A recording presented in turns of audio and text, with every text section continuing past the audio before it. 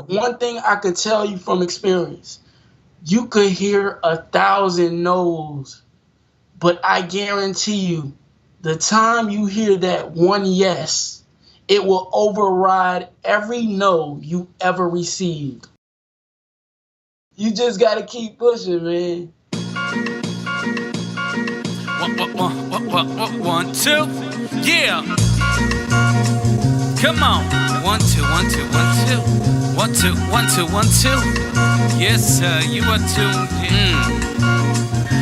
This is for the SB1200, ASR 10s and NPC heroes. This is for the crate digging, loop getting, sound manipulators, the Fruity Loop reasoning machine innovators that pump the bass and frequently freak the kick in a stand till it slaps in your speakers. The sound providers that make sure the song is tight. Shout out to the producers, beats grinding live. Shout out to the producers, beats grinding life. Welcome to the Beats Grinding Life podcast with your host Siren, a weekly interview podcast with inspiring music producers, where every week you will learn from a different music producer how to potentially take your music career to the next level. Today's episode of Beats Grinding Life is brought to you by Audible. Get a free audio download and 30-day free trial at beatsbooks.com. Over 180,000 titles to choose from on your iPhone, Android, Kindle, or MP3 player.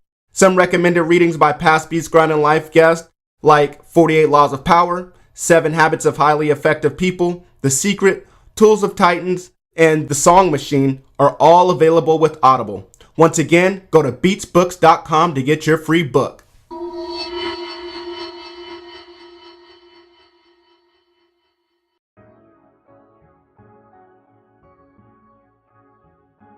What's up, Beat Grinders? This is another episode of Beats Grinding Life. I'm your host, and with us today we have Marcus Banks. Marcus Banks is a music producer, composer, and artist from Miami, Florida. Marcus is a well-accomplished musician with a bright future. He is a graduate of Florida Atlantic University, where he holds a bachelor's degree in commercial music. He is also the winner of the 2014 A3C iStandard Beat Showcase in Atlanta. His credits include many heavyweights such as Add 2, Megaran, Chill Moody, XXL, The Magazine, Playboi Cardi, Nicki Minaj, Fabolous, The Locks, and many more. Yo, Marcus, what's up, man? How you doing? I am great. I'm doing well, and I'm blessed. Siren, how are you? Man, that is what's up, man. I feel the same, man. I feel great. I feel blessed. I feel awesome, man. I feel, I feel so good to have you up on the show, man. I've been a fan of yours for many years, man. I've seen you in beat battles, man, and I'm just amazed at the kind of beats that you always come out with, man. And I'm just glad to finally get an opportunity to talk to you, man. Hey, the pleasure's all mine, and I really appreciate the opportunity just to be on the show.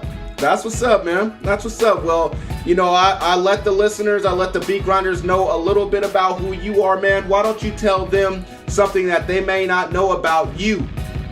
Well, aside from music, I love anime. Okay. Okay, well, that might be where the Megaran feature comes in, right? Yeah, that definitely hits on it. Megaran is a big fan of anime, and that in itself just goes to further the music, because when you have something in common with the people you work with, it makes everything smoother. Right. Especially if you work online and you've never physically met the person, it makes it so much easier. Yeah, that's true, man. That's true. So I gotta ask you, man, have you ever connected with Mark Cooper? Mark Cooper, yes. I met Mark Cooper through iStandard. Okay, that's what's up. I know he's a big anime fan as well, and he's had, I think he's done some stuff with Megaran as well. Yes, he was on Megaran's last album, if I'm not mistaken. Shout out to Mark Cooper. Yeah, shout out Mark Cooper. Right in the building, I see. Well, that's what's up, man. Well, man, I mean, we want to know, we always start off with origin stories. I want to know, how did you get involved in music production? What made you want to get into making beats? And then also, man, what was the appeal of music? What made you want to get into music? Well, with me, music was basically a form of expression.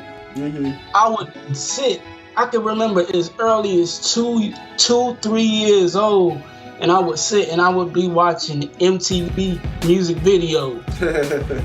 And mainly because the cousins that I would be at the house with at the time, they wouldn't want to watch anything else. So it was basically us just sitting there watching music videos.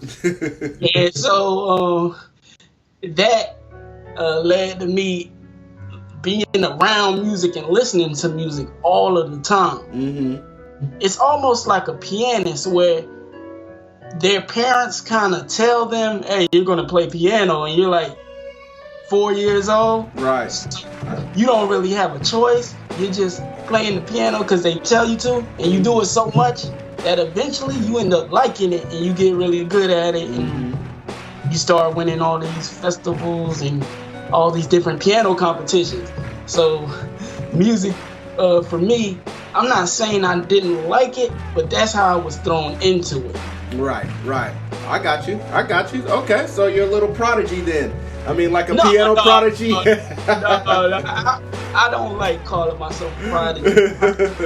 I prefer to be the person that just works extremely hard, because, you know, hard work definitely beats the talent when the talent doesn't want to put the work in. So I definitely prefer to be a hard worker.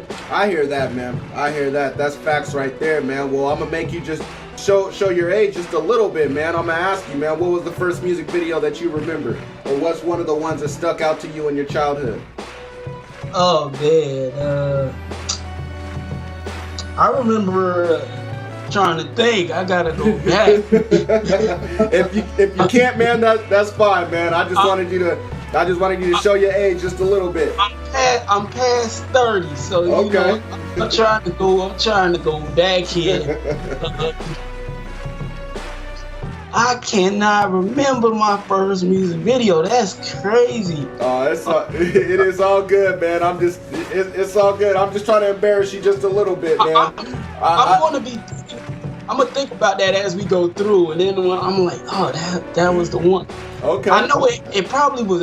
It had to be a Snoop Dogg record. I just can't remember which one it was. Right.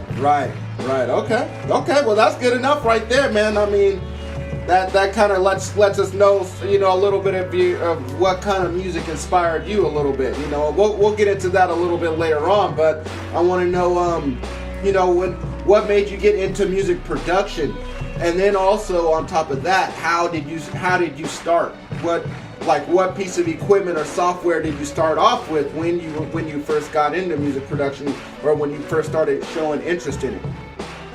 Okay, so what started me doing music production? Well, when it comes to music production, I started that in the 12th grade. And I was rapping at the time, like a lot of other producers. I was rapping at the time, and nobody made my type of beats. We are in Broward County at this point in time, and everybody's on that trap wave. I think trap, it was just coming into its own. Like, I remember that Master P record, that was kind of trap, but it was a different type of trap. Okay. You know what I'm saying? But this new era trap was just really starting, just really hitting. Matter of fact, are we talking about like So T.I. type of trap, or you talking about like So Icy? Okay, you know, okay. Yeah. Well, Jeezy and was that Gucci or? Jeezy, it was Jeezy, Gucci, and, you know, Zayon and boys. Right, okay. Yeah. So that was really hitting at the time, and I I like this Ninth Wonder right here. This Ninth Wonder sound.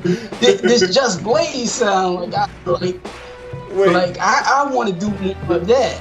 You in Florida and you didn't want to get on the icy. You wanted to get on the Ninth Wonder tip. I wanted to get on the Ninth Wonder production. I wanted to get on that Just Blaze production. Right. And then shortly after, Kanye was just coming out. And when I say just coming out, I mean he was just coming out. Like Blueprint 2, that was just coming out. Like Jay was at the top, man. Right. He was at the very top of the rap. In his prime, probably around that time. Yeah, in his prime. Mm-hmm. I remember just bobbing my head to "It's a Hard Night," like. That's dope, man. That's dope. Okay, well, I mean, how'd you get? So, what was your first piece of music equipment or software that you started off with? Bro, you're gonna laugh. My first piece of music equipment was an actual computer, bro. Just a computer. Okay. That's all I had. And for years, that is all I had. No keyboards, no hardware, no anything. Just a computer. That's all I had. As a matter of fact, I've been with just a computer. It's only until recently where I really got my gear and I really started to use my gear. Like all of the records from, I would say,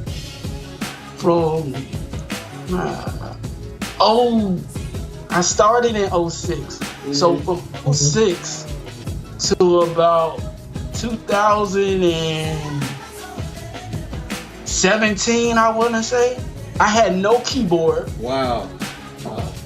I had zero equipment that I was like really using like that. Like I could go to the studios and use equipment, but as far as personally, I had zero equipment until about a year ago.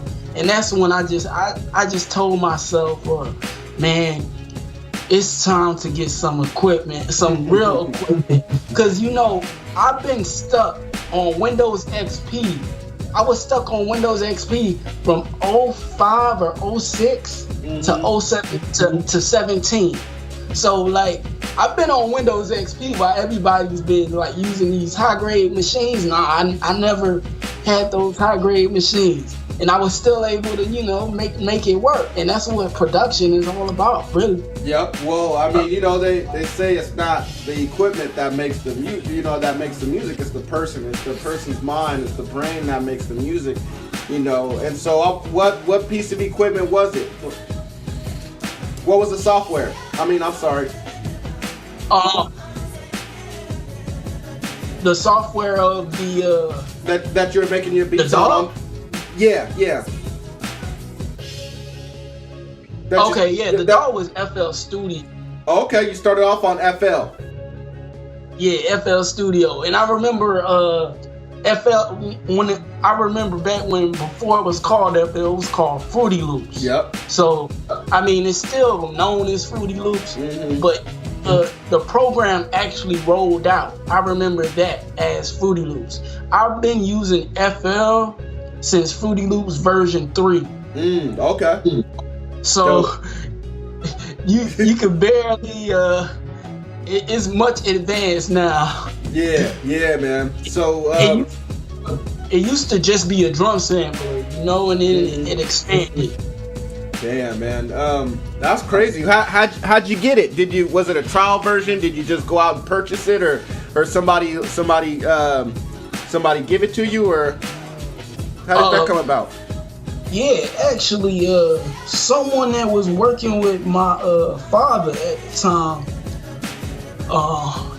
gave me Fruity Loops because I said I really want to learn this production because I have no one here to like really make my beats for me. Right. So I really want to learn this production, and so after asking around, my dad actually said, I know someone at the job and they have a copy of Fruity Loops. They had a copy of Fruity Loops, and they said, okay, I'm not using it anyway. Here, you could have it. Wow. So after that, I installed Fruity Loops 3, and the rest is history. No doubt, man. I mean, that's the best gift. I'm sure when that guy gave you Fruity Loops, he would have never imagined that he was giving it to a producer that would eventually produce for some of the biggest and brightest stars, man, in the game. I mean, you've done beats for Nicki Minaj, you've done beats for the Locks. The list goes on, man. I mean, that's crazy. Oh man, I appreciate that. And you know, even with everything that people say I've done or everything that I have done, I still feel like I haven't done anything yet. So right. Mm-hmm. It's just a mindset thing of, okay, that's cool, we did that, we accomplished that, now what's next? Right.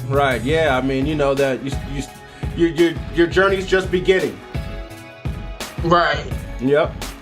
Even though you're 13 years into the game, man, I mean, it's still beginning, kind of, you know. Yeah, right. It's lifelong. It's a lifelong journey. Yeah, from the time I started with band, because band actually helped with the music production a lot. Okay.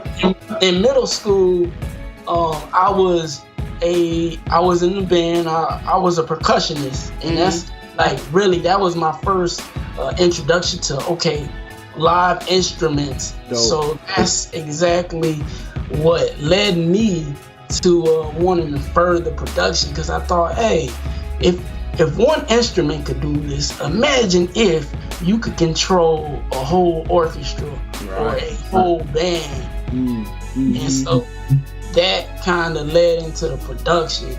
So dope, man. That's awesome, man. All right, man. Well, who were some producers that inspired you when you were coming up? You know, I mean, you already mentioned Ninth Wonder. Who were some of the other producers that you were trying to emulate as you were just starting your production journey? Just Blaze. Mm-hmm. Of course, Just Blaze. I think Just Blaze is like, I heard a Just Blaze beat and I said, I want to produce. You know? Nice, man. So he was your main inspiration. Yeah, I would say he was the top. Like, I don't like ranking producers because, you know, production is an art. You know, it's hard to really rank art. Right. It's like people talking about LeBron versus Jordan. You could rank them. You could say Jordan had more success or whatever, but we don't know if the people today are stronger than they were back then. Right. So you can't really rank. You gotta go off of errors. So if you're going off error, you just gotta appreciate the art for what it is. And I think when people start doing that, they just have a much better appreciation of the art form that is music production or any type of art for that matter.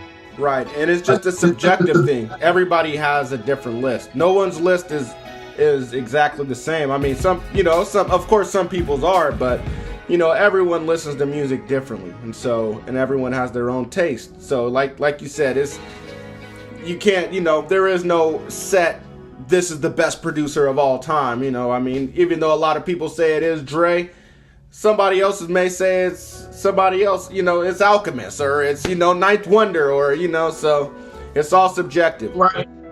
It's all depends. It all depends on who speaks to you, you know. Mm-hmm. I don't like saying my top 4 because that's like me ranking. Like I said, I don't like to rank art like that. But 4 producers that I really gravitate towards and definitely enjoy their sound, and I think their sound really inspired the direction I'm going today, and everything that I've done is probably Just Blaze, Dr. Dre, and I'm trying to think of 2 more because there's definitely a lot of producers, but I would definitely say Just Blaze, Dr. Dre, Teddy Riley, and let me think of one more that's like Just Blaze, Dr. Dre, Teddy Riley, and who?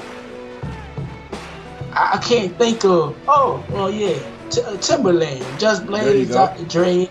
Did I say Pharrell? You didn't say Pharrell, but I mean, you don't have a set number. You said 4, but we could make it 5. See, that's what I'm talking about. I would definitely, cause Pharrell was after Teddy Riley, so Teddy Riley, Pharrell, Just Blaze, and Dr. Dre. So yeah, that's 4 right there. Okay. So, that's how hard it is, man. Yeah, it is tough, man. It is tough to rank them. But I definitely see where you get your, how you were inspired by some of those guys, especially Just Blaze. I could hear it in your music, You just have like a lot of build up in your music, and I don't know, it's hard to explain, but I definitely see where, you get your inspiration from by listening to some of your music. All right, man. Well, we're going to move ahead, man, and this is the portion of the interview where it's not so fun, unfortunately. But we do learn a lot, because this is where you get to tell us about a major setback or a failure that you've had. And the reason why we do this is because we all know that in this music game, you're going to go through some setbacks. You're going to have to take a couple steps back in order to take a few steps forward. Can you name a setback or a failure that you've had that you've been able to bounce back from, so that way we can learn? I mean, because if anybody tells you success was like that, or, if anybody tells you success was that easy, then you probably don't want to listen to them, because I'm sure that they're leaving tons of stuff out. All like the sleepless nights. Tons of those, man. Tons of those. But my major setback, I'm trying to think of a good one for okay. I'm of the mindset to where if you want to really make it as a producer, you have to diversify your income. And I'm definitely going to get to the question. This all ties back into it. Take your time. So with me, I realized music libraries are the way to go in order to get more placements for your material, as opposed to just chasing one avenue, be it an artist or a film by yourself without any type of help or business relationships that could get you into that space. So with me, I was sending song after song to music libraries, trying to get accepted just to further the career and build, but I kept either hearing nothing back or I kept getting rejected. And eventually, after sending music time and time again, I got accepted to a library. Dope, man. That's what's up. And that actually, I'm working now with that library repeatedly, often, just to procure more film placements and licensing placements. Wow. So that definitely is one of the failures that I won't even say success, because although I've got no placement from it, your foot's still in the door. Yeah, my foot's in the door. That's what I'm trying to say. Like, although there was no placement directly from that as of yet, the foot is in the door so we can submit to these different opportunities, because a lot of people don't even get to submit. So. Right, for sure, man. That's a victory in its own, man. this isn't a setback that I was hoping for, man. I was hoping for something that, you know, would shed a little tear, you know, that would make us cry just a little bit, man. But I didn't get that story from you. But this is just as good, man, because this is a story about perseverance. You kept trying and trying, you know, you kept getting told no, or you just wouldn't hear anything at all. You would get the cold shoulder, man. Can you just tell us about, you know, when the hard times, like, you know, what made you keep going, and how many music libraries did you submit to? What made me keep going? Because with me, I realized early on, if it isn't music, then it's gonna be nothing else. If I'm not doing music, then what am I doing? You know, I went to school for music, so I invested in it. Right. So I'm not going to say, okay, I invest X amount of money in a degree and not use it. And so that's what really like kept me going. Like, hey, it's like, do you want to do this or not? Like even my professor, he would say, if you want to do this, then do it. Like I would submit assignments, and it's like, it's good, but you know, I think you should change this. And so I'm like, you know, I got other classes I gotta do. You know, I got other work I gotta do for school and whatnot. Because it's not just music classes; it's academic classes as well. Right. At that time, and so my professor, shout out to Professor Zager, Michael Zager, and Professor Sanchez Sanford over at FAU. Professor Zager would say, "You want to do this, right?" I'm like, "Yeah." And he's like, I think you should submit it again, like work on it some more." I'm like, "Really? If you think so?" He's like, "Yeah, I know so, because I'm the one giving you a grade. But at the end of the day, it's not the grades we fighting for. We trying to get placements, and people are gonna say some things. They could be harsh, like, right. Oh no, man, that just ain't it, man. That ain't it. You gotta redo it. Either redo it or we're not gonna pay you." So when it comes to getting the money, getting the fees, it's a service industry. So at the end of the day, you have to be able to service clients. And I think that was a lesson that I took from that. Well, you know, if you want to do this, we could do it, but you're gonna have to submit that assignment again. And that assignment actually turned into, you want this placement? Well, you're gonna have to put in some work on them drums, Playboy. I feel that, man. Well, that's what's up, man. I mean, it sounds like you got to learn that lesson a little early on just, you know, rejection. You may think something's fire, but you submit it in, and the person on the other end is telling you, nah, that ain't the one. That ain't the one. You got to come with something else, you know. So you learn that lesson early on, man, and it just sets you up, because in this game you are always, or you're not always going to hear yes. You're going to hear no sometimes. The best hear no. You're going to hear more no's than yeses, I would say. But one thing I could tell you from experience, you could hear 1,000 no's, but I guarantee you, the time you hear that one yes, it will override every no you ever received. No doubt. You just gotta keep pushing, man. That's what's up, man. I mean, they say the music industry, you know, what you're doing is you're climbing up a mountain of no's just to get that one yes. Right. And another something else I wanted to share. You could hear a no from one person, you could hear a no from one company, but you could take that same piece of music and send it to someone else, and they may listen to it and be like, "Yo, this is the best thing since sliced bread. Let's roll with this." So you know, it's a matter of finding the right person to fit your music or the right company.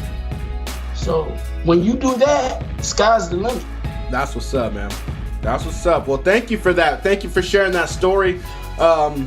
Beat Grinders, I'm sure you guys got some gems out of that, you know, and I think the main one is perseverance. You know, just keep going. You know, like Marcus said, your piece of work that you produce may not be that one for that person or that company, but the next person over there, it may be a perfect fit for them. Thank you for sharing, Marcus. Really appreciate that, man. Hey, no problem. I love, you know, just share and, you know, be of use to not only artists but producers as well. Like, this is a community, so we have to be the ones to provide to the community and give back. So I love doing it. So. That's what's up, man. But now we're gonna hop on the other side, man, and I want to know from you, what is your shining moment? What is the greatest achievement that you've had thus far in your career? Woo! I won't even say the placements because people automatically jump, "Oh, you did this for XXL or you did that." Right. Man, woo! I want to say shout out to iStandard, by the way. Yes. Everybody over at iStandard, Sis, J Hats, Don Napoli, you guys are the best. And all the producers that aren't rocking with iStandard or know of them yet, look them up. They are cool peoples. Mm-hmm. So, but with that, I would say my crowning achievement, I think, was winning A3C. Yeah. That year, 2014. I think that was one of the best moments of my life. That moment right there told me, yeah, you could do this for the rest of your life. No doubt, man. I mean, not only because I'm sure the competition was stiff, but also because you had well-known, you had established producers judging and telling you, yeah, you're the one. You're the winner. Man, I can't tell you. I can't even put into words the feeling I got just standing on that stage. And it just, like I said, I can't put it into words, so I'm not even going to try. But it was an electrifying feeling. Right. Not because I won a showcase, you know, not because I won a showcase, but because people in the audience were physically moved by the showcase, and that meant the world, because music is people, man. And when I say music is people, without people, you have no one to entertain, man. Right. Without people, there will be no need for money, because there will be no people to give you money or people to take your money. The music business and all entertainment business is based on people, relationships and people. If you could keep those two things, building good relationships with people and just being grateful, and you know, there's no limit to how far you could get. Just being grateful and understanding that music is a people business and music is a relationship business. Yep, no doubt, man. No doubt. Well, you know, thank you for sharing that moment that you had. You know, like you said, it was an electrifying feeling. It's a feeling that we should all feel. Beat Grinders, definitely.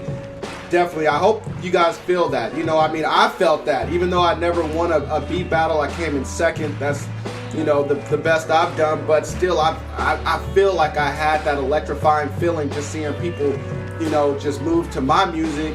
And I hope you guys do the same. Go follow Marcus's advice when he said, hook up with iStandard, do it. They're the best things going right now for up-and-coming producers. You guys go get into a producer showcase, enter a producer showcase, and just let the world hear your music, you know, and maybe you can have that same feeling that Marcus just expressed to you guys.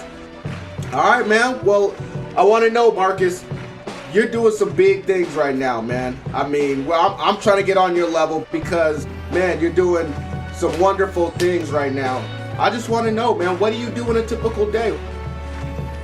Okay, I'll try to give a basic outline because it's different from day to day, mainly because the sleep pattern is kind of out of whack. Because you know, sometimes I'll go to sleep early. Most nights, I'll go to sleep at probably 3 or 4 in the morning and be up by 8. But here's my typical day.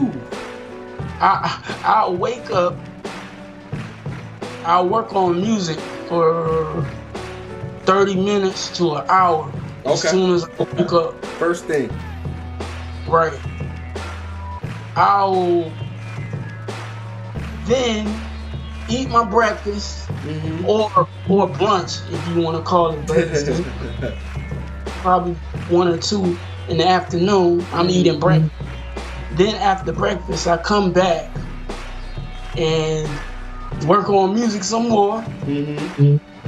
I'll go on my Facebook page and I will engage with the Facebook community, ask them how they're doing, and hope that they started well, and just building with them. And then I'll go back to working on music. I'll answer the people that say, "Hey, what's up? How you doing?" I'll answer them back and give them a more personalized greeting. So, mind you, I'm always trying to build that relationship. So, that's what I'm pretty much doing. I go back and work on music some more. Then I post in my group, because I got a group for artists, producers, all creatives, and I ask them, what did you do today to move your career forward? And they will give me their answers, and we'll chop it up, and I'll say, "Oh, that's good," and that inspires other people and be like, "Okay, you did this today. How did you do this? Like, what did you do?" Like someone said they got their song on Spotify for the first time ever. Nice. So within the community, someone said, "Hey, how did you get your song on Spotify? Like, I want to know how to do that." And then that led to a distribution discussion. So, like, little things like that, trying to move the community forward. And then while I'm doing that, people are either messaging me or emailing me questions so I can either answer those or just build with me directly, or they're contacting my music page trying to figure out how they could get music or get music for their projects. And that's always a good feeling, because that means you've given them value somehow. So, right. But that's mainly my day. Just basically engagement. I engage all day, and not just that. I also do social media management for different brands and different people. And so I'm always engaging with people one way or another, asking people how their day is, what are they up to, what are they watching? Because like I said, it depends on the brand. Because I even work with a professional wrestler, which is something people won't know unless they watch the Beat Grinders and Life podcast. So I work with a professional wrestler and built her following from the beginning to where it is now. I'm kind of keeping a little bit under wraps, but Well, first off, I thought you were gonna say him. You said her. You said professional wrestler. Her. Okay. And she's an indie wrestler. Her name, if you want to check her out, her name is Shayla Hyde. Shout out to Shayla Hyde. And we built from the ground up. So we started. She was doing indie matches, and over time, we got her a match on WWE Monday Night Raw, and that was an accomplishment for me. Like, I was happy. You could imagine how happy I was. She was happy. Right. I was happy for her. I'm like, whoa, this is it. Yeah. So, like, I'm always working one way or another, you know. No doubt. Always working. That's dope, man. I mean, kudos to you, and Shayla Hyde for, getting on WWE Monday night. I mean, you're part of the team, and so you helped with all that. You're building her brand. And not only are you building her brand, but you're building your brand. When you go on Facebook and engage with your community, I think that's dope, man. It's all about brand awareness, and so you're definitely, it looks like an expert in that, as far as social media goes. Can you let everybody know your group name on Facebook, so maybe some of the beat grinders can join your Facebook group, and me as well? Okay, it's called the Artist Creative Competition. Okay, well that's cool. Beat grinders, you guys go check that out. The Artist Creative Competition, and so I'll provide a link in the show notes so that everybody, all the beat grinders, can go check that out. So, all right, man. Well, thank you for sharing your day. It sounds like a perfect day. Like you said, engaging and creating. Sounds like the day, I eventually want to get there. That's what I want to do, is just work on music and engage with the world, Right. And because I'm thinking about it, and I gotta make sure I put it in. Shout out to Bounce Gang. That's definitely gonna be the group that takes over music and creatively. And shout out to the Artist Collective that I have, and I'll talk more about that if you would allow me, but I'm not gonna push it right now. And Curtis King and DJ Payne 1, I have to make sure, because I'm definitely inspired by those dudes as well. They are killing the online space. No doubt. Shout out to both those dudes. Shout out DJ Payne 1, past Beats Grinding Life guest. Shout out the Ambience, man. He said that you taught him how to make beats, and so that's the homie right there, man. He's definitely helped me out outside of music. He's with the music and outside of music. So that's the homie. Most definitely have to shout out the Ambience, man. This guy's doing so much, and we mentioned YouTube earlier. He's on YouTube now. He's implementing strategies, and he's doing his thing. Definitely, man. So, shout out to Ambience. All right, man. This next portion is called In the Studio. We're gonna find out what you do in the studio, how you do it, and what you do it with. So, you ready for this, man? Yeah. All right, man. I want to know, what do you do when you first start making beats, man? Do you have a set ritual? Do you turn on the lights? I know you said, actually you said it's the first thing that you do when you wake up. But what else do you do, man? Do you turn up the lights, turn down the lights? Do you spark up? Do you have coffee? What do you do? Oh man, I don't do none of that stuff. I guess I'm boring, man. No, I just go straight to creating music. Like I don't even think about that. Like, right. Let's see. I wake up, I go to the computer, I turn it on, and then I load up FL Studio. and depending upon the genre that I really like feel like I want to make, I'll decide whether I want to, mess with some drums or work on chords. And usually I work on chords first. Okay. So, and if I'm not chopping a sample. Okay. All right, man. Well, what's a not so secret weapon you got in that studio? Not so secret weapon I got in the studio. Man, Synth One. That's what's up. Okay. I don't know if many know about Synth One. All the producers should. It's a free plugin. Okay, a free plugin.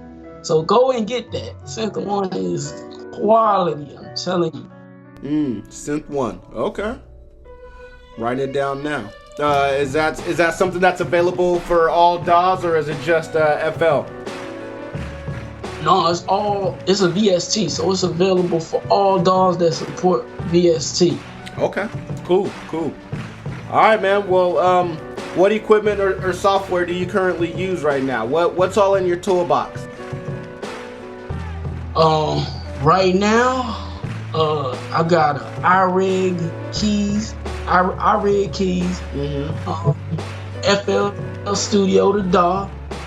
I got some Rocket 6s KRKs. Nice. I have an Apollo twin interface, and pretty much what I use. I don't really go too heavy with the hardware. Right. Okay. That's what's up right there, man. Well, I mean, you said you upgraded. At first it was just straight computer, and so it sounds like you got that iRig, you got your monitors, and you got the Apollo twin, man. So that's what's up. It really, I think you proved more than anybody else. It don't take much. You said you started off, or you've been using nothing but the computer making hits. So yeah, simple but very, very effective. And click with the mouse, man. Click. Since 06 to 17, click with the mouse. That's crazy, man. Well, beat grinders, I hope you guys are taking notes. Don't feel discouraged. Don't, get into that trap of looking on Instagram or looking on, what people are using on YouTube and feel like you have to upgrade. You don't have to upgrade in order to make hits. Marcus Banks and getting into top libraries where he's going to be submitting beats for films and video games and TV shows. He's not using very much. Winning iStandard beat showcases. This guy is doing it all. Don't get into that trap thinking you have to upgrade. You can use that money for something else. That's what's up, man. Well, thank you, Marcus. Hey, no problem. Okay. No problem. Well, beat grinders, if there's anything that Marcus mentioned that got you guys' interest, you guys go on beatsgrindinglife.com under Marcus's show notes, and I'll definitely provide a link for everything that he just mentioned. All right, man. This next portion is called In the Mix. We're just gonna speed things up a little bit. It's kind of like rapid fire. So I'm gonna ask you some quick questions. You respond back with a quick answer. But if you need to take your time to answer some of these questions, man, we definitely understand, and it is definitely encouraged. So you ready? Ready.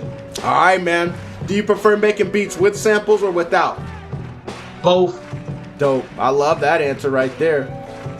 What's your opinion on selling and releasing beats online? Great. It's great. It gives the producer control over the product. So there's no knock against that. There have been a lot of naysayers when it comes to leasing beats online and selling beats online and all that.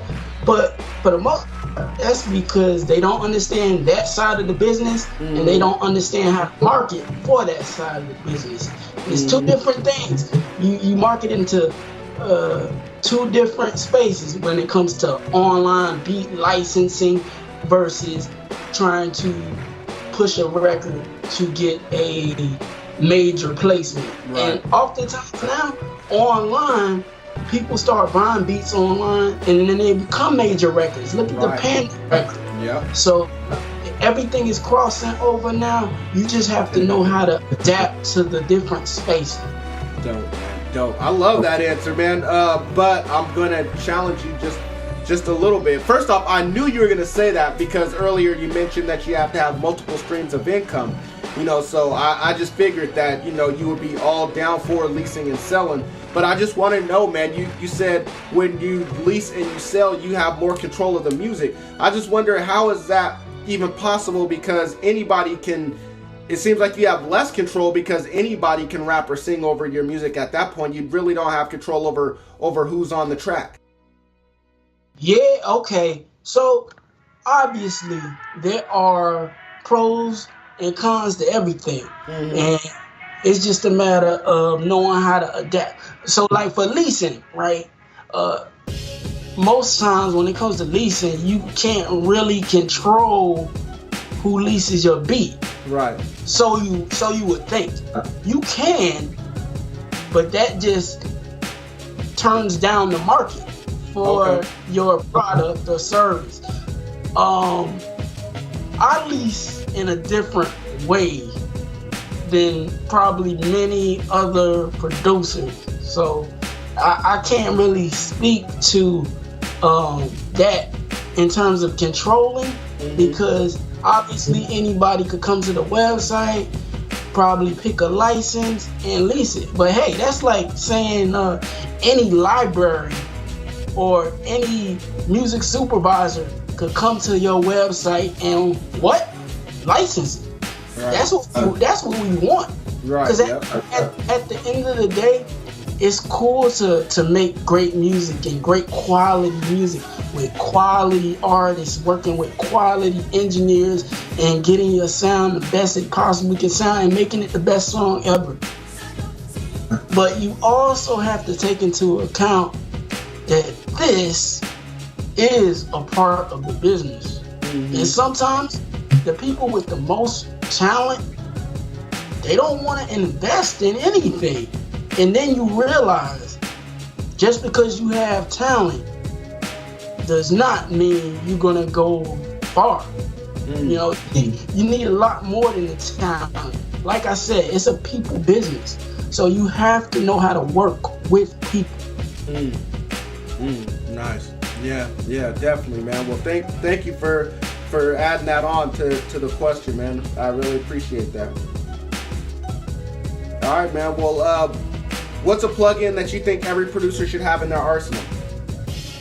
I said it earlier, but I'm gonna say it again. Synth One. It's completely free. You can download it. Tons of sounds available.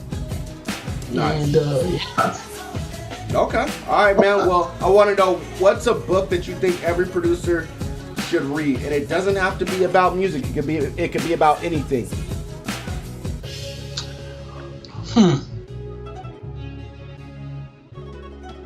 I gotta think about this one for a second. Yeah, take your time, man.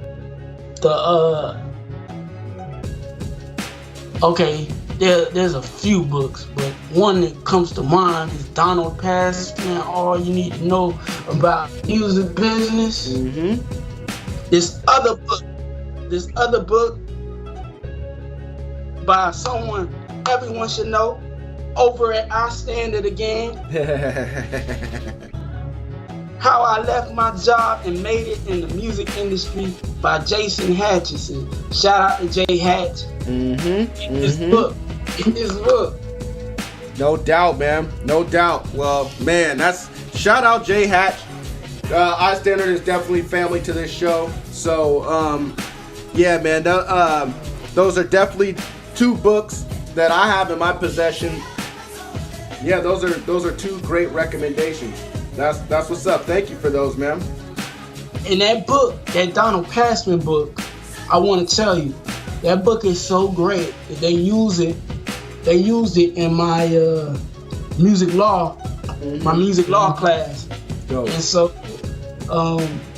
it's definitely more than recommended. If you want to do this and you want to learn the business of music, definitely read that book. Definitely. I hear that, man. You read it, go through, read it once, read it twice if you need to, but just have it with you at all times as a guide, because if anything ever comes up, you can definitely just flip through the book and figure out what's the best situation for you, in any situation. So that's a must-have, I think, for any artist, any producer. That's what's up, Beat Grinders. You guys definitely go check out both those books. I will have both of those books in the show notes under Marcus Banks' show notes, so you guys go check it out. If you guys love books like I do, and if you're trying to enhance your knowledge in this music game or just in life, period, you guys can definitely go to beatsbooks.com, where you can go get a free audiobook through audible.com. All you have to do is just sign up for a month. That month is free. You can cancel at any time after that month. But just make sure that you go get your free book at beatsbooks.com. All right, man, I want to know, is there an internet resource that you use that you think every producer could benefit from? And when I say internet resource, I mean a website or a mobile app. So a website like YouTube or a mobile app like Google Calendar. Okay, website, man, Facebook, Nice. Twitter, Instagram, all these social networking sites, definitely make use of them. But I could also be saying that as a social media manager. So that's just a part of my daily life. So, but yeah, definitely those sites. Nice. And YouTube also. If you're a producer, and uploading your beats, hey, power, man. It's all power. You have all the control. People say it's saturated, and that may be true. There's a lot of people doing it, but hey, there's a lot of people trying to be lawyers. There's a lot of people trying to be doctors. Right. Car mechanics, anything. Is everybody gonna make it? Probably not. But if you study, if you apply, and if you put in the work, there will be a path that opens for you. It may not be what you originally thought it would be, but there will be a path for you. So just keep going down the path and something to open. Facts. I love that. Thank you, man. That's what's up. Yeah, man. I mean, all those websites, you guys definitely check them out. I know, for one, I got to get on Facebook more. I'm not on Facebook like I should. And so I know that there's so many opportunities on there, and I will get on there, and I will join your group for sure, man. But yeah, definitely Beat Grinders, use those resources that Marcus just mentioned. YouTube, we already know a lot of people mention YouTube on here, but I think he was saying for a different reason. Upload your beats and see what happens. A lot of producers get on here and say use YouTube for the tutorials and to learn how to take your production to the next level.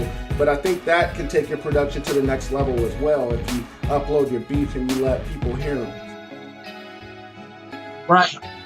And trust me, even if you're getting as little as $10 on your lease, congratulations. You are now in the music industry of 2019. You are now a professional. You're making money. Right. That's what's up. Okay. All right, man. Well, we're gonna slow it down here real quick, man. No more rapid fire, man. You can take your time on all these questions, man. I want to know, what was your first placement? And can you describe that placement for us, man, and how it felt to you? And because a lot of us here on Beats Grinding Life, we're trying to get that placement. We're trying to get our foot in the door, and maybe your story can inspire us. Okay, that depends on what you mean by placement. Right. I mean, because well, I guess I'm just gonna say, I mean, the first time somebody rapped over your beat, I guess really wouldn't count, because that could be Johnny from, 2 doors down. But I mean, what was the first time where someone that not really big in the game, not a major placement, but something that really meant a lot to you? Okay, definitely add to. That meant a lot to me. That meant the world to me, you know. Mm-hmm. Nice. Man, that. What was the name of the song? The first song we ever did was called Big Bad Wolf, and it was on his mixtape, A Tale of Two Cities, Volume 2. I remember it like it was yesterday, and that's a funny networking story in itself. So yeah. Well, man, you might as well share it. Man, I was going through MySpace. Oh, this is way back. I was going through MySpace, and I would be on this website every day, checking out. It was called Crackspace.com, and it had new upcoming artists, and it also had like established artists. And I would just listen every day, just listen to everybody I could, rather it be Big Sean. Big Sean was on that website. Wow. That's how you know. Okay, so all right, so Add 2. I listened to Add 2, and I remember the first song I heard from Add 2. It was called Nicole Brown Simpson. And I went to listen. I'm like, man, I really like this track, and I think he would fit over all of, if not all, he'll fit over my production really well. Right. So I proceeded to go find Add 2. Like, okay, yeah, you know, if he's as dope as I think he is, he's gonna be on MySpace, and it's probably gonna be popping already. But let me, you know, at least try to reach out and see how he's doing and what inspires him musically. And then if it all works out, hey, I have some music I think you would like, and I think our styles will mesh. And I hit him up, sent him an email, and he liked the music, and we ended up working ever since. So that is a testament to, like you said before, that perseverance and just knowing what sounds good with what. I was producing before I even gave him a record, you know. Like, I would say, okay, he sounds dope on this type of stuff, and I got this, and I think it will fit perfectly, and he's reachable. Like, I could actually reach out to him. I could send him a message, and more often than not, he'll respond to me. I'm not trying to reach out to a Jay-Z right now. I'm trying to really build with people I feel could benefit from the sound, and we could work together and establish a good quality relationship. And it ended up working out, man. He got on more than a few records, and we established, you know, a relationship off of the music and never looked back. That's what's up, man. That's what's up, man. I mean, just, you know, that story, man. I mean, we hear it a lot. Beat grinders, if you guys aren't on social media, trying to connect with other artists to get your music, you know, placed with some of these artists, man, you're definitely slipping. Marcus Banks shows that. You know, he heard an artist that he was, you know, instantly a fan of. And, you know, when he thought, hey, man, I could get it, I could get some things popping with them, and definitely did. And creating some great music with them. You know, I just, you know, expressed to Marcus earlier, you know, that I heard a song with him and Add 2, Modern Day Coon, which I thought, you know, that definitely is a classic. You know, definitely a song that I'm going to be listening to on repeat for a little bit. So, hats off to you, man. Salute to you for making that move, following your intuition, man, and getting it cracking with that too, man. Thank you for that story. It should inspire some people that are listening today, man. Hey, and man, I just want to say that, you know, people always talk about producer versus beat maker. Mm-hmm. Just being able to understand who would fit on a record and what that's part of production. That's A&R and production put together.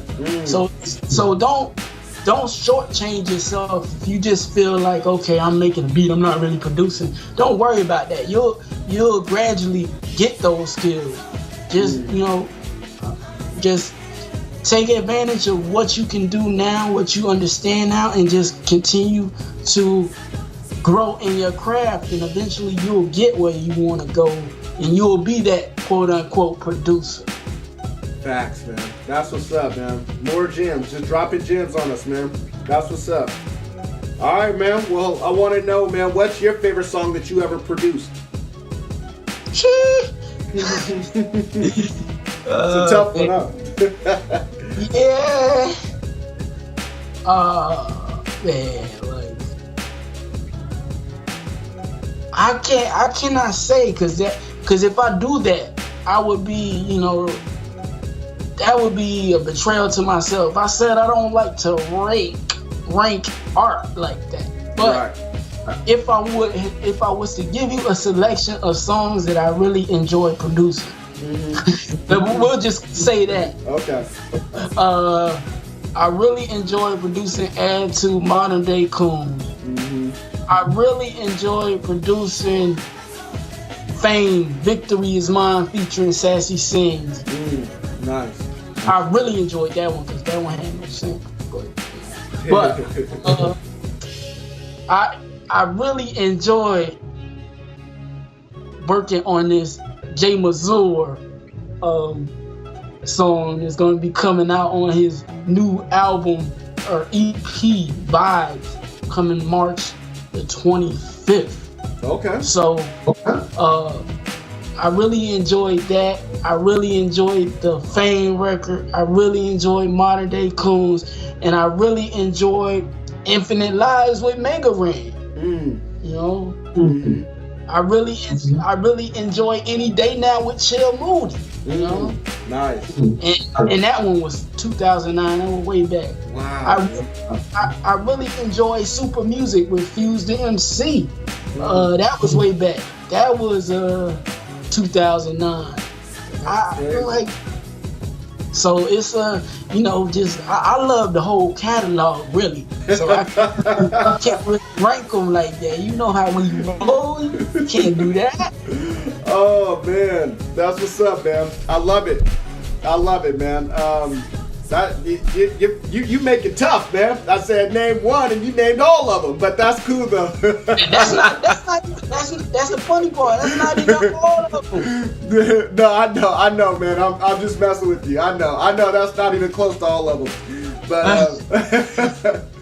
But no, that's good though, man. That's cool, and I understand where you're coming from. Who was it? I think it was Dr. Evo. No, wait, was it? Or was it?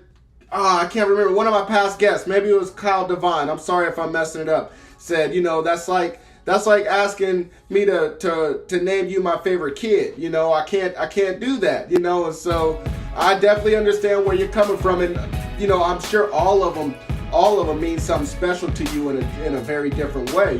So I'm sorry to make you have to choose, but Oh no, it's all good. It's all good. I completely understand. And like I told you, man, it's a relationship business.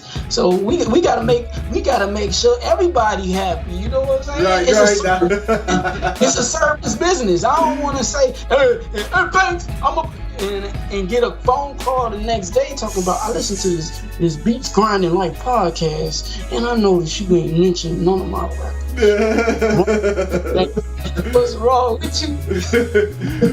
Right, man. Well, hey, Beat Grinders, you guys heard some of Marcus Banks' favorite songs that he produced. You guys, I hope you have a notepad and you wrote down everything that he mentioned, and you can go back and listen to them.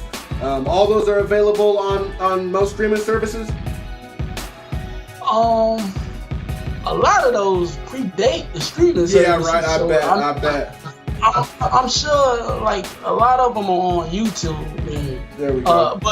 But Victory Is Mine, that's on Spotify. You can check that out with Fame. Fame featuring Sassy Sings.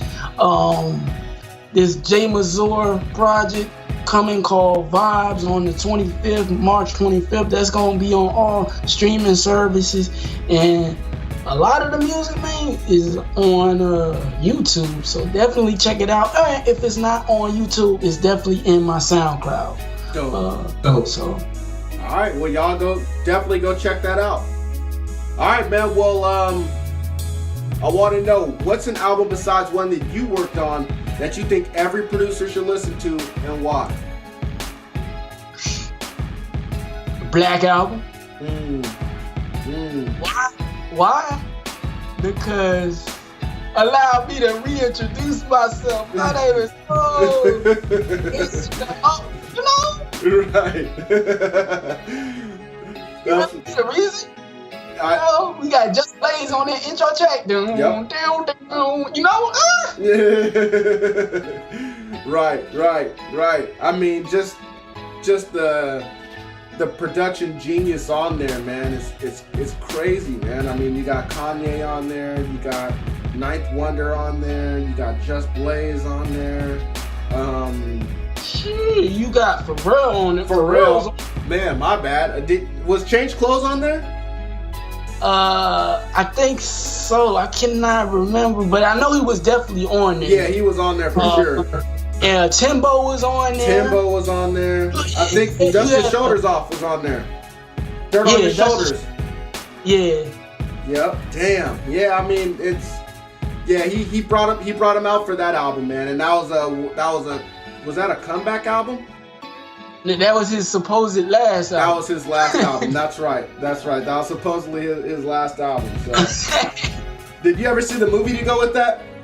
The Fade to Black? I saw some of it. I ain't get to see all of it. Yeah, I love that movie, man. It's inspirational. Just the studio portions, just him in the studio with all the producers, man. I loved it.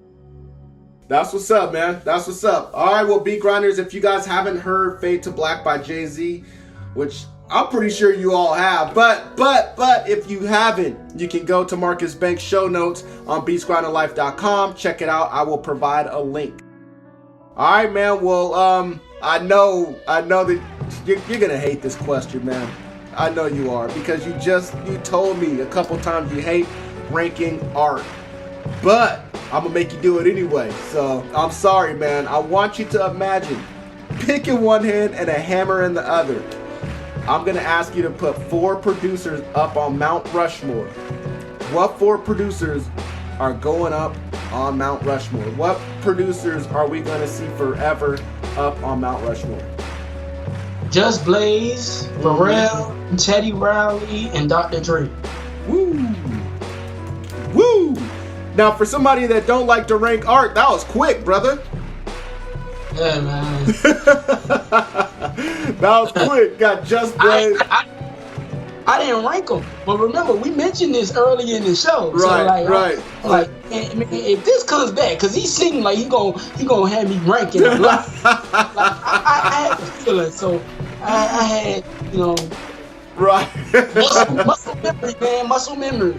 Yeah, you definitely flex those muscles, man, real quick. So, but man, that right there to me is a dope. I mean, can't argue with that. Nobody can argue with that, man. With that Mount Rushmore right there. I mean, I think when we think of Mount Rushmore, we think of like the forefathers, the creators. You know what I mean? And all these dudes fit that profile. Look at Teddy Riley. He created a whole subgenre of music. He created a whole movement, and so I mean, he definitely has to go up there with the New Jack Swing era. I mean, that took over the music industry for sure, man. And then Dr. Dre, yeah, man, he is New Jack Swing, right? He is New Jack Swing. And then I think Dr. Dre, you could pretty much say the same thing about him with West Coast music. Anytime when you say West Coast music, what do you think of? You think of a Dr. Dre beat, and so and then Pharrell and Just Blaze, they're nothing to sneeze at either. I mean, Just Blaze, I mean, the stuff that he's done with Jay-Z and everybody else, and for Pharrell, I mean, Pharrell is He's not up there with Teddy Riley, but he's not too far from Teddy Riley. I mean, going back, I think Pharrell used to work with Teddy Riley on a lot of stuff when he was younger. Yep. So he was his understudy. Yeah, he studied under him, so it makes sense. You know, they kind of. I mean, they're saying Pharrell's first piece of work with him was Rump Shaker. Yeah, exactly. So yeah, that's what's up, man. All right, well that's. And a lot of people don't know. But Pharrell for that SWV record, but you remember that Love Will Be Right Here. Wow. You remember that record? Yeah. He was the dude that did the S double U V V S S double U U. That was him. That was Pharrell? Yeah, that was Pharrell. Wow, I didn't know that. Wow. That was Pharrell. You blew my mind right there, man. That's mind blowing. I mean, I'm gonna go back and listen to that. That's crazy, man. Wow. Yeah. Forever, man. Like ever. Damn. Well, all right. I'm gonna get back to the interview. My mind was blown right there, but all right, man. Well, I want to know, man, what is the perfect studio session to you? I want you to imagine that you just woke up from a dream, and in that dream, you had the perfect studio session. The perfect studio session includes one artist, one co-producer to go along with yourself, one engineer, and one random person. Who are those 4 people gonna be in your bomb-ass dream? Okay. You basically be trying to get me to rank people again in another way. I know what you're doing. I see. Nope. You ain't gotta rank them. You just gotta say the people that would create the perfect chemistry. The 4 people that would work the best with Marcus Banks. That would create the best song, the best EP, the best album. Other than the people I already work. Nope, it could be them too. But see that means you got me ranking. Oh man. Well, then let's see what I'm saying. Yeah, I see what you're saying. I see what you're saying now. Let's not include them then. Okay. Now we got a little more freedom. Okay. So we gonna go. I need an engineer. I'm calling in an engineer. Mon Jackson. Hey, I'm gonna call AJ. And I'm gonna get him as an engineer to engineer this stuff. Shout out to AJ. Yeah, shout out to Mon Jackson. Let's see. I need an artist. I want to get something real lyrical. You said one artist, right? Yes, sir. One artist. I need something real lyrical. Probably Kendrick. Kendrick Lamar. Okay. Yeah, that's the artist. I need somebody else. Yes, sir. You need a co-producer to go along with you, and just one random person, anybody in the world, anybody in history. One producer or one entity of a producer? One producer to go along with you. Because I was about to say Marcus Banks and the whole Bounce Gang family, but there you go. So there you go. But Bounce Gang is a collective of 31 producers. Damn. So that's why I'm saying I'm a part of Bounce Gang. But if I could only pick one, to be fair, I can't pick anybody in Bounce Gang. So I need a co-producer. If I need one co-producer, who am I going to call for this? I'm gonna call Sharp. And when I say Sharp, I'm talking Sharp from Loose Connection. They out in New York, right? Yeah, New York, Boston area. Shout out to Loose Connection. Yeah. Because I think our music connection, it will go real good, really well. And I think that would be a crazy collaboration. So. That's what's up, man. Okay. Who's that one random person? Random person? Yep. Well, I guess I'm gonna have to get another producer in on this thing. There you go. I don't know who I want. Well, if you're gonna bring one person from Loose Connections in, I mean, you gotta bring the other one in, right? They're a team, so that's a package. Yeah, we'll count them. Yep, that's a package deal right there. We gotta count them together. So, of course, I can't go with Bounce Gang because you already said one. So, man, fuck it, man. Bring them all in, man. Okay, I'm bringing the whole 31. All 31 of y'all, come on. And then I get one more. So I'm thinking about this one more. I do not know whether I want to. Because I'm thinking about people I know. Somebody that, people that I can call right now. See, that's the one thing about music. Dreaming is cool, right? Mm-hmm. But it's better to be process oriented than dream oriented. Because when you dream oriented, a lot of times you say, "Oh, I want to make this record for such and such," and one day I will. But and you never. A lot of times you don't plan out the steps to getting there. We just say we want to make this record, and we never take any steps of producing such. Like we want to produce a certain record, right? So I say process. And when I say process, I mean, okay, these are the people that I've grown with, that invested in me, and I invested in them, and I could actually call, because those are the people that you could reach out to, and you could call, and you could send a message, and they'll respond back to you. Those are the best people to work with. You may not see it at the time, but in the long run, your group, your core group of people that you know or you have access to, eventually those are going to be the people with the power. Okay? Mm-hmm. So you definitely want to continue working with your network. And it doesn't have to be your team. It could just be anybody in your network. You know what I mean? I do know what you mean, man. I do know what you mean. So with that, I would have to say, because I'm not going to pick one or the other one, because I love them both. I love their music, and they are talented producers. But we going to go with Nate and Charity and Miss Madly. And Miss Madly, because Miss Madly can compose like shout out to Miss Madly. Shout out to Nate and Charity. Man, like, I would bring them. Okay, well, we broke all kind of rules up in here, man. I'm a rule breaker. I'm cool with that. You are the first rebel on Beats Grinding Life, but that's okay. It's your interview. Whatever you say goes. All right. So we're gonna leave it at that. So we got engineering the whole thing is Amon Jackson. Shout out to Amon Jackson out of Atlanta. Definitely doing his thing.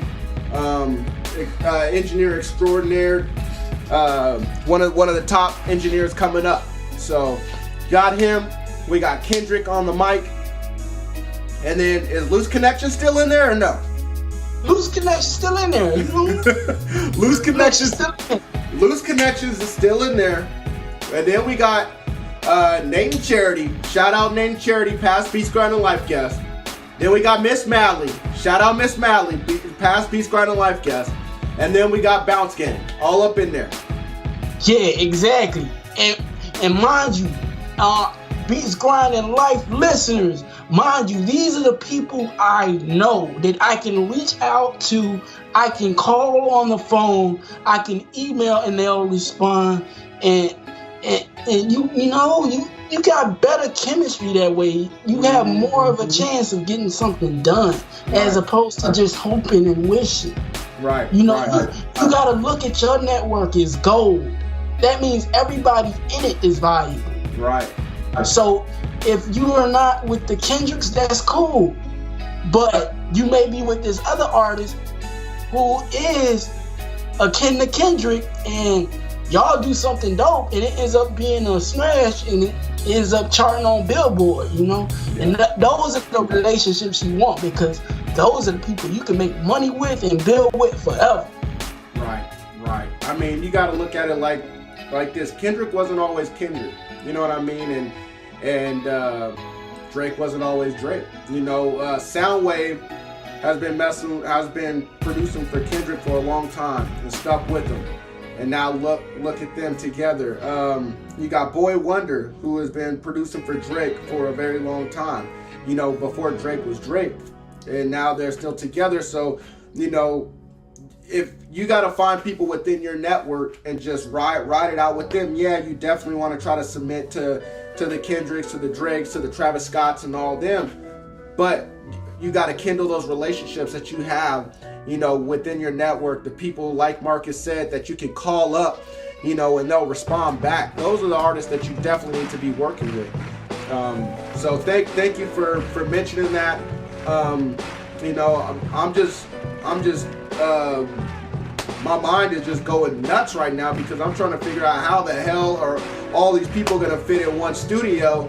But yeah, we got. Hey, we rented out the whole space. I feel that, man. Who? I know you probably can't tell all the people at Bounce Gang, but who are some of the producers at Bounce Gang? Gee, I can't. Can I name them all? Let me see if I could. Let me see. So I mean, I'm just gonna throw this out there because it just seems like, you know, a lot of producers are linking up. A lot of producers are forming alliances. You know, you got like 808 Mafia coming together. All those guys coming together as one. You got you know, a bunch of the Texas, especially Dallas producers coming together, linking up as an alliance. Shout out Sick With It. Shout out Sick With It. You also got the ECC, I believe it's called the East Coast Cats with Miss Madley, Kenny Buttons, Nook Beats, and all them linking up together. Shout out to Miss Madley. Yep, shout out all of them. And now you know. And Kenny Buttons. Funny thing is, what you're mentioning, and all of these people are people I know. So, that's the power of networking. You know, right. It doesn't have to be that A-lister right now, because that A-lister right now, by the time you come of your own, may not be there anymore. You know what I'm saying? Right. But what I'm seeing, man, is you have a lot of talented friends. You know what I mean? And birds of a feather flock together. You know what I mean? And so that just means you must be talented as well. But, you know, from just talking to you and hearing all these people's names, it just means that, you know, you're amongst good company and you have some dope friends. Definitely. And Bounce Gang. I may miss one or two of y'all, I do not know, but forgive me if I do. So we have Trey Cams, we got Fuego, we got Parker, we got Double A, we got Smart Boy, we got Lawless, we got Agent M, we got Grand BK, guys, crazy with singers. We got Mach 1, we got Don Will, we got Pino, we got Spino Boy, we got Flames Emoji, we got Jose Got Beats, we got Don Will, we got Igami. Shout out to Igami, because Igami is on the new Machine Masters. Let me see. I want to get the name right, but he's on this Machine Masters show. On the House of Beats?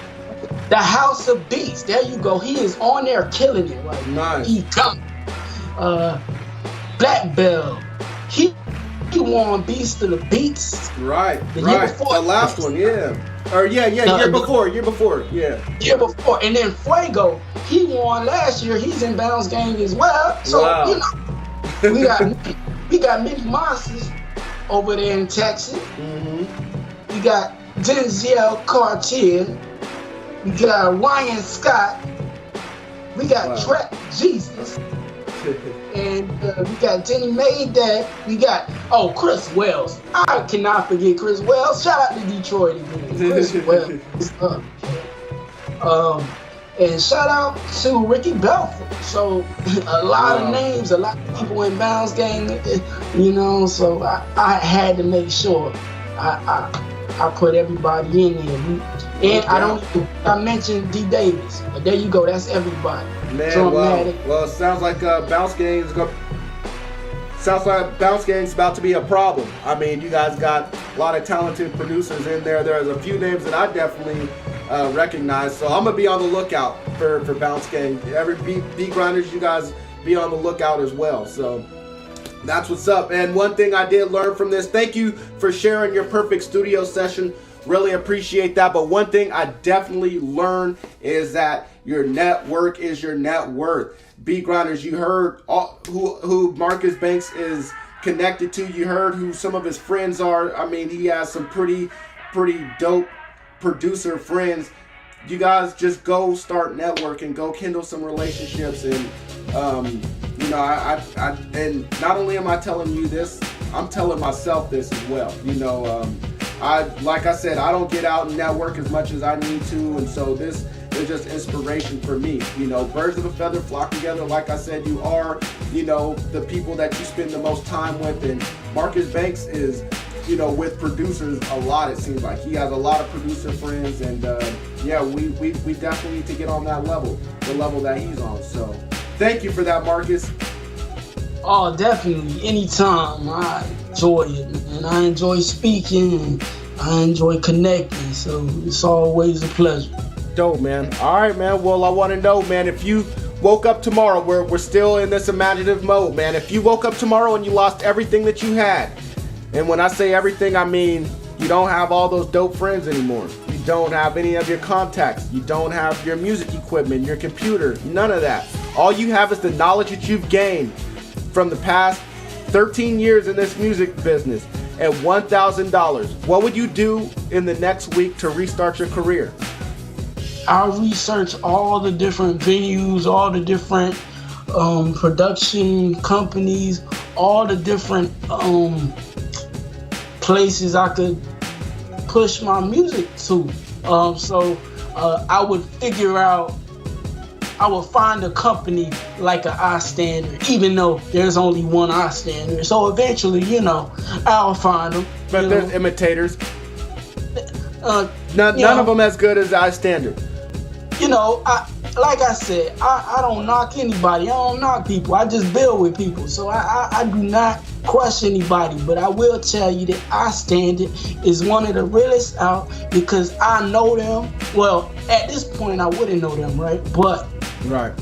And I'm sorry, I meant to say you're on a totally different planet, but it's identical to Earth. So I mean, you'll probably get with the equivalent of an iStandard on that planet.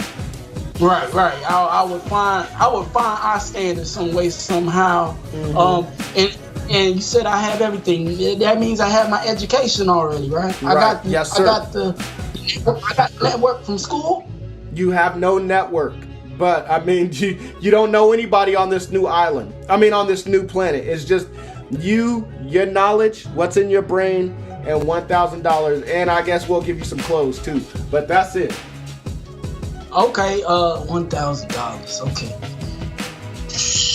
I will find the equivalent of a music distributor for just to sell beats. Mm-hmm. Rather that be a whatever you use to sell your beats. Mm-hmm. I'm connected to. Well, I was connected in your scenario. I know a lot of people, so rather you go with one company or the other company. Mm-hmm. I would get one of these players to, put my beats on a website that I control. Okay. So I would get an mbanksmusic.com for all you artists listening. I would find a website like mbanksmusic.com and I would create that, and eventually I would go to these social networks and I would build there. Mm-hmm. And once I build enough credibility there, I would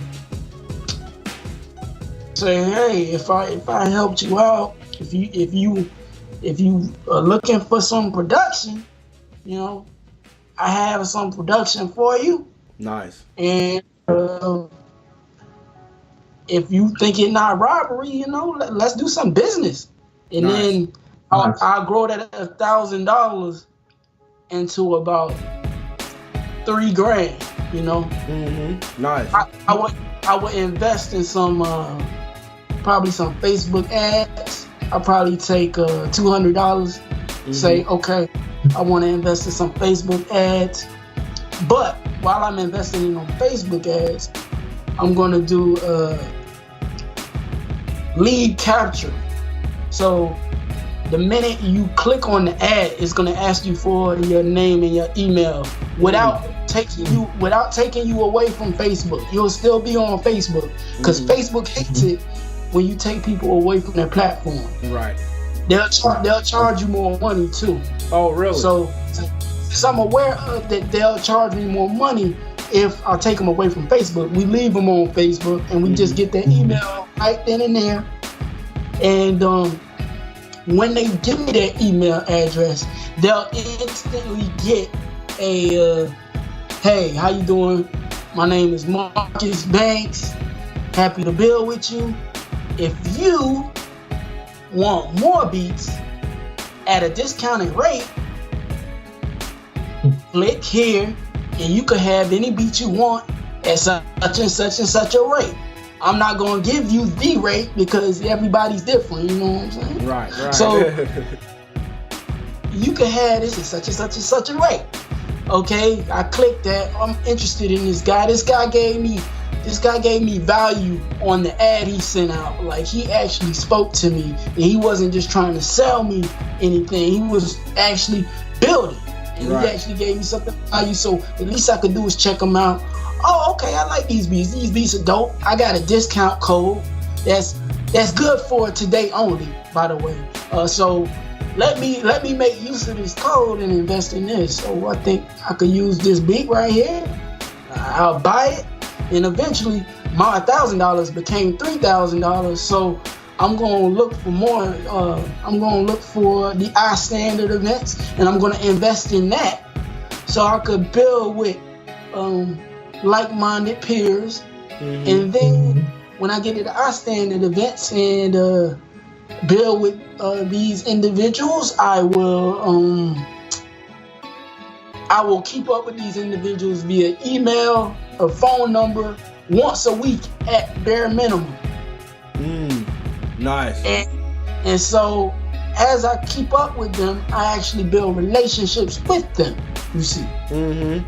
So, you know, because you could always go to these events, you know, the equivalent of an iStandard network, get a bunch of business cards and do nothing with them.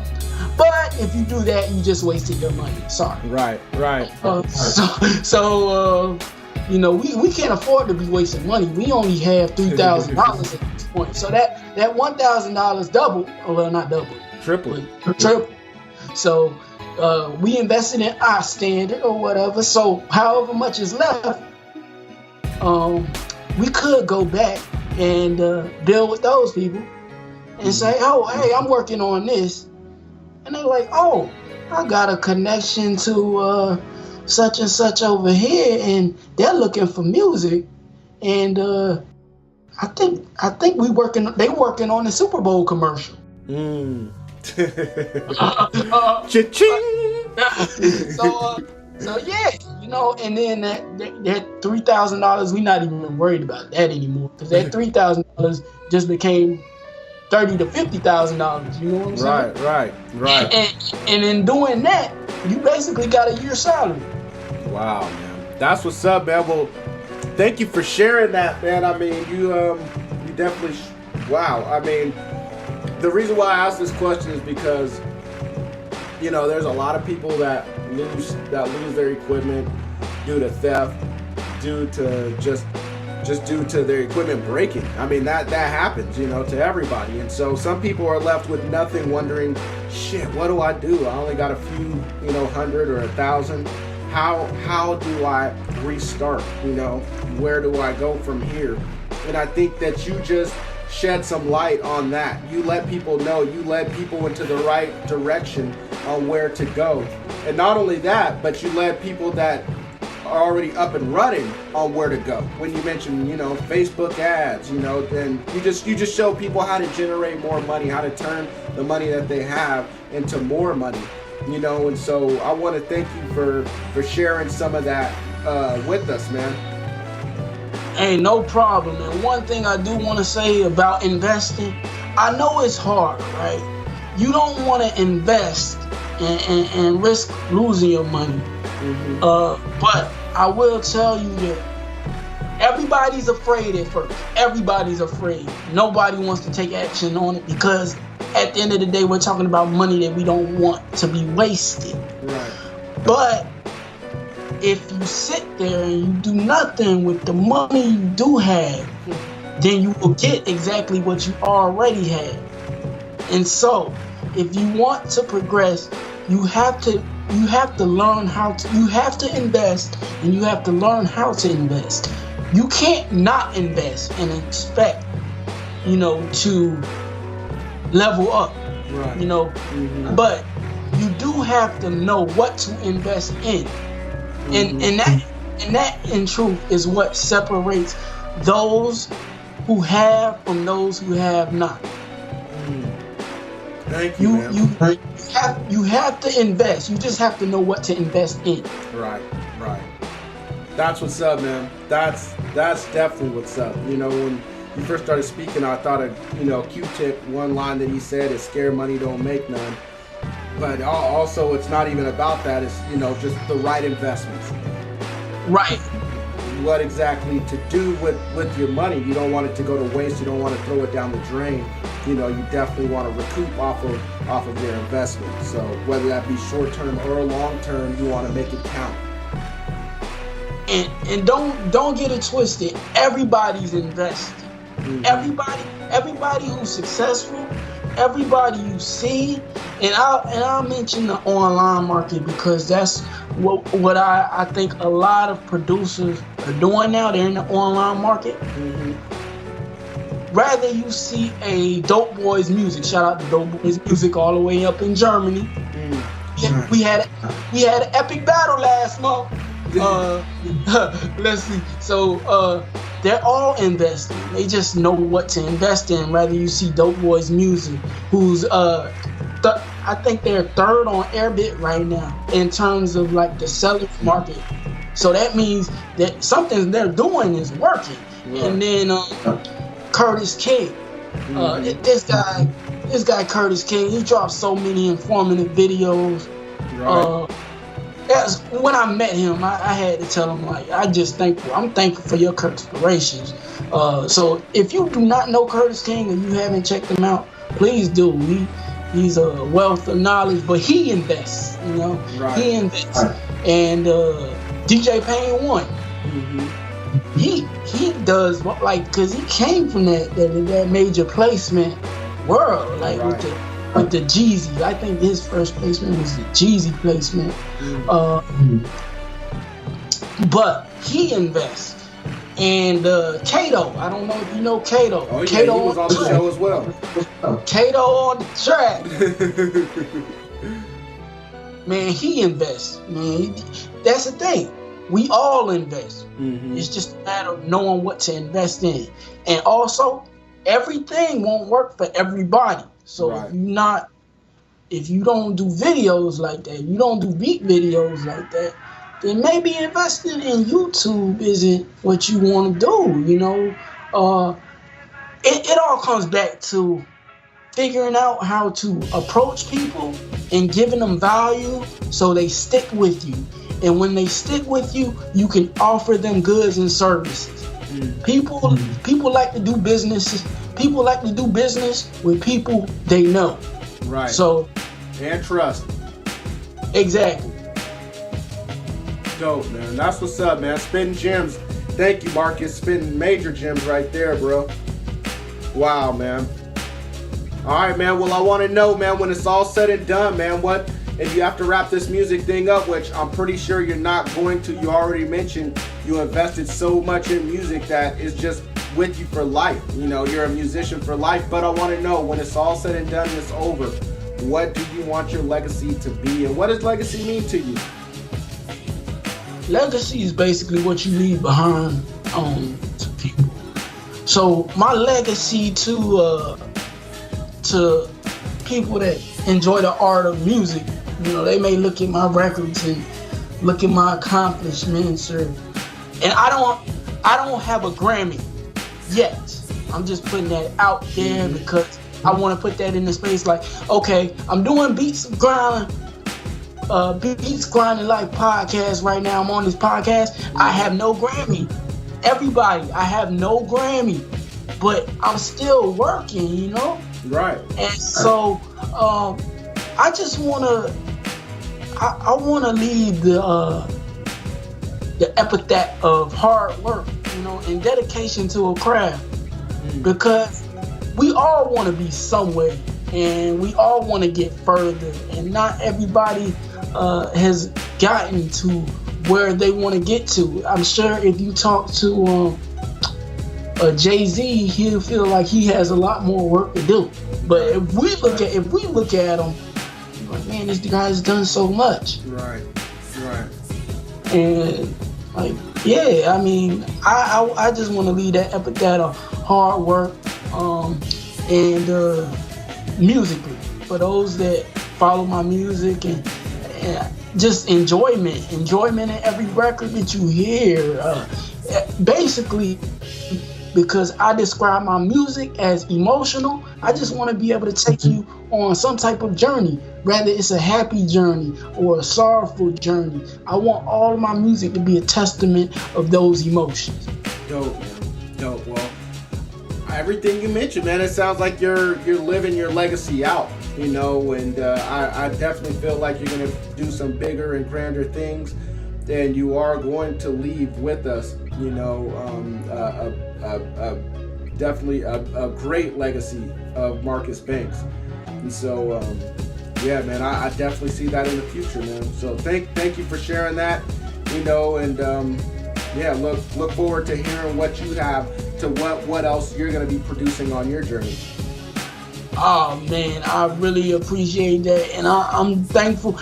Look, to me, being on this podcast is an achievement. So I'm thankful to you. You know what I'm saying? No, man. And vice versa, man. I feel that the feeling is mutual, man. I mean, hey, you being on here, man, definitely great for me. I mean, you're spitting so many gems, and I'm learning so much just from hearing you. You know, I say this about every episode, and it's true, you know, but I'm going to definitely go back and listen to this with my notepad and write everything down. I've been writing some things down now, but definitely going to go back and do it again. And, man, I learned so much from you, Marcus, man. And I'm going to implement, you know, a lot of stuff that you mentioned as well into what I'm doing. Oh, man, let me know how that works, man. I would love to know how it works. I definitely will, man. I definitely will. I'll definitely keep in touch, man, and let you know. All right, man. Well, I want to know, you've already been spitting so many gems, and you've given us so much great advice, man. But I just want you to tell us the greatest piece of advice that you received, and what is the last piece of advice that you would have for all the beat grinders listening today? Don't give up, man. Don't give up. If you want to do this,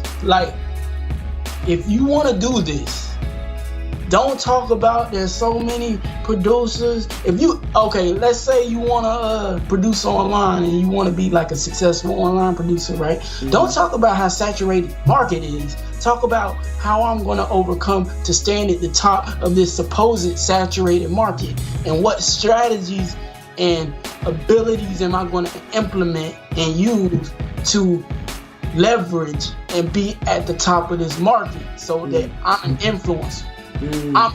I'm a Curtis King. I'm a Payne One. I'm a Kato on the track. You know? Right. That's what's up, man. You can be great. You can be great. You just gotta believe it, man. You gotta put in the time, and you gotta invest the time, and just go out and try things and fail and rebound and fail again and until you reach your success. You gotta make your own utopia, man. Yo, man. Well, I mean, that's what's up, man. I mean, they say that the cream rises to the top, you know, and so it don't matter if everyone in the world is making beats. The best people are gonna rise up to the top, and if you feel like you are the best at this, you know, keep doing it. And if you don't feel like you're the best at it, and you don't feel like, you know, you can rise to the top, but it's something that you love to do, keep doing it. You know, I mean, that's what it's all about. You know, music definitely needs people that love doing it and not people that are just in it for the money. You know what I mean? So if you're in it solely for the money, you are gonna have a lot of disappointing nights. I can tell you that. Right. You know, you're gonna have a lot of those, man. And like I said earlier, I don't want to repeat, but I will, man. If you're on a path and you're working down that path of selling your beats online and it just doesn't work for you, then hopefully that path leads you to something else. Right. You know, I didn't realize I was good at social media management until I had to manage other people's stuff. Like, right. And other brand stuff, and these brands count on me. So like, and yeah, like I didn't think I'd be the host of Beats Grinding Life. You know, I mean, but my passion for music production brought me here. You know what I mean? Right. I mean, did you start out wanting to host podcasts? No, not at all. Not at all. Not at all. I started off dreaming of being, you know, a DJ Premier or an Alchemist or a Focus, you know? Yeah, shout out to Focus. Shout out Focus. No doubt. All right, man. Well, thank you for everything, Marcus. I really appreciate it, man. You brought so much value to the Beats Grinding Life community, man. I am forever indebted to you for what you have brought to us. We appreciate it, man. I just want you to share any last words that you have. Let people know what they need to be looking out for, how to contact you if you want to be contacted. Man, I want to give everybody a bonus. If you listen all the way until the end, I'm not trying to hook up with no rappers like that, but I want to give the producers value. Nice. If you listen to the end of this podcast, reach out to me. I am going to leave my email with Siren. So that means you have to actually invest the time getting here and going and talking to Siren and reaching out to Siren. If you reach out to him and you say, "Oh, do a Beats Grinding Life podcast," I'll actually take the time and read the email and all that. But if you go through him, you got the email. And what I want to do is everybody that listens, I currently manage a collective of producers.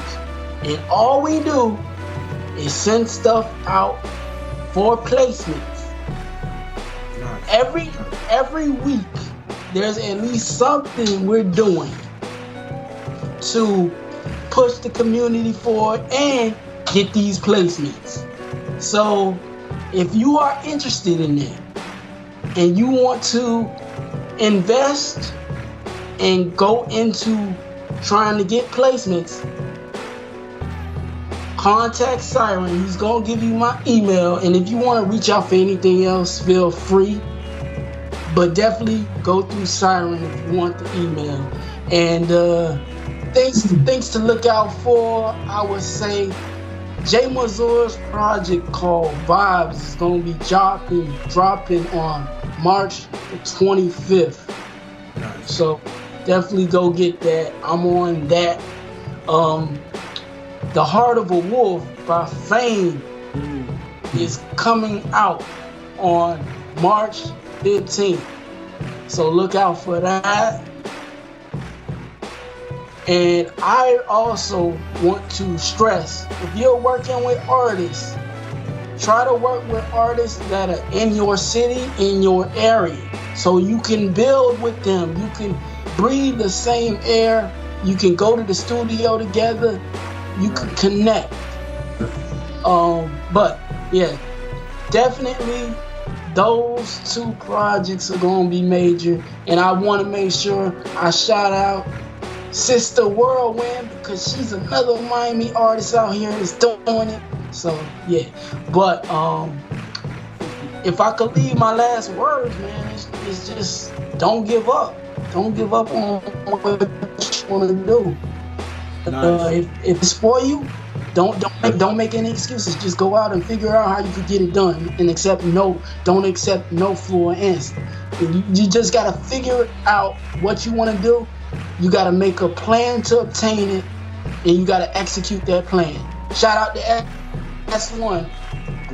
Plan, pray, focus, and execute. And notice I said shout out to S1.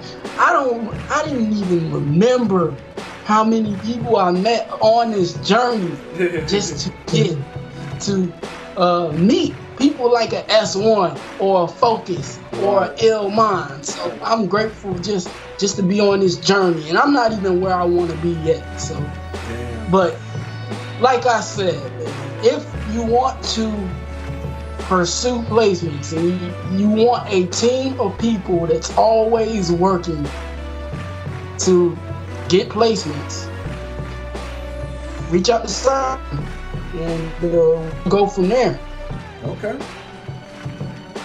How about this? How about I'll leave your email on the website on your show notes, and then Beat Grinders, you guys can hit up Marcus Banks on his email. Just let him know that you heard Beats Grinding Life, the episode, and then you guys can go from there. Does that sound cool?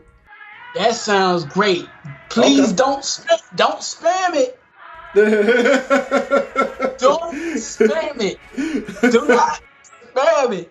If you spam it, I will not respond. And it's not because I don't want to. It's just because I stay so busy. So like, right. you're liable to get put in the spam folder. So make sure you follow the instructions Siren gives you. So. Dope. Okay. All right. Well, man. Well, thank you for that. You're leaving even more value. You're helping out the Beat Grinder community, man. Really appreciate that. You guys go check out everything Marcus Banks mentioned. He's doing some things. You're staying busy, man. I mean, you got 2 projects coming out this next month. Working on 2, composing for 2 indie films. Wow. So yeah, things are crazy. This film called Aspirations, and another film that hasn't gotten a title yet, but we're already in the process of working on music, working with directors and storyboards and all that. Wow. And when I say we are a team focused on getting placements, we aren't just focused on records, but we're focused on commercials, we're focused on video games, we're focused on TV, and to top it off, the records that everybody knows and loves. So we do all of that. We work on all of that. So if you're down with that, make sure to reach out. Beats Grinding Life. Dope. Well, Siren will be one of those people that hit you up. Definitely. All right, man. I love to have you on the team, Siren. That's what's up, man. That's what's up. I appreciate that, man. Well, once again, thank you, Marcus. Thank you for everything that you brought to the table, man. Really appreciate it. Beat Grinders, thank you guys for tuning in to another episode of Beats Grinding Life. It really means a lot to me. I hope that you guys got some value out of this episode. I'm pretty sure that you did, because I know I did. Marcus, he laid down a lot of jewels for us to pick up. Like I said, I'm going to go back. I'm going to listen to this with my notepad. I'm going to take notes. I hope that you guys do the same thing. Take notes on everything that he said. And also, he left a call for action. Hit him up. Hit him up in his email. I will leave that email in the Beats Grinding Life show notes under Marcus Banks. So I'm not going to say his email. He's not going to mention his email. You have to go to the website to go get it. You guys share this episode on Instagram. Take a snapshot of it. Put it in your Insta stories or any other social media, Facebook, Snapchat, and just let people know how awesome this episode was. Hit Marcus Banks up. Let him know what kind of impact he left on you. And also hit me up and let me know what kind of impact he left on you guys. Go rate and review this podcast on iTunes and on SoundCloud. You guys know how it goes. You've been mentored this week by another dope producer. You've been mentored by Marcus Banks. So keep making beats, stay on your grind, and live life, y'all. All right, peace. Peace, y'all.